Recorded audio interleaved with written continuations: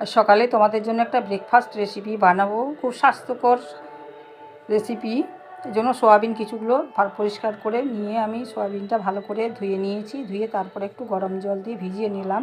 ভিজে যাওয়ার পরে একটা বলে মিক্সিং বল নিয়ে নিলাম। তারপরে কিছু টমেটো নিলাম, একটু ক্যাপসিকাম নিয়ে নিলাম, আর নিলাম একটু টুকরো আদা, 4টে কাঁচা লঙ্কা। ঝালটা তোমরা তোমাদের মতো দেবে। দিলাম একটু গোটা জিরে, একটু আতপ চাল 2 চামচ ভিজিয়ে রেখেছিলাম দিলাম। আর দিয়ে পেস্টটা বানিয়ে নিলাম। পেস্টটা বানিয়ে ঢেলে নেওয়ার পরেই দিয়ে দিলাম লবণ, হলুদ, একটু লাল লঙ্কার গুঁড়ো, দেবো একটু ভাজা মশলার গুঁড়ো, আর দেবো একটু কারি পাতা দিয়ে দিলাম। আর দিলাম 2 চামচ বেসন। দিয়ে ব্যাটারটা ভালো করে মেখে নিলাম। ব্যাটারটা মেখে নেওয়ার পরে তাওয়া বসিয়ে অল্প একটু ঘি দিয়ে ব্রাশ করে নিলাম। তারপর ব্যাটারটা দিয়ে দিলাম। ব্যাটারটা দিয়ে চামচ দিয়েই আমি শেপ দিয়ে দিলাম।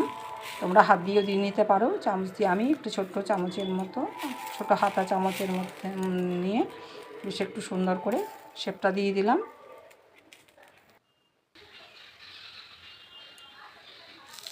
ওপর থেকে একটু শুকিয়ে যাওয়ার পরে একটু ঘি দিয়ে দিলাম। ঘি দিয়ে ওপর থেকে আবার একটু ভালো করে ঘিটা মাখিয়ে নিলাম। উল্টিয়ে নিচ্ছি। দেখো খুব সুন্দর উল্টানো গেল, কোনো অসুবিধা হবে না। এবার দুটো সাইড বেশ ভালো করে উল্টে উল্টে ভেজে নিলাম। আরেকটা আমি হাত দিয়েও তোমাদের দিয়ে দেখিয়ে দিচ্ছি। ওইভাবে হাত দিয়েও তোমরা করে নিতে পারবে। একই প্রসেসে সবগুলো আমি বানিয়ে নিলাম।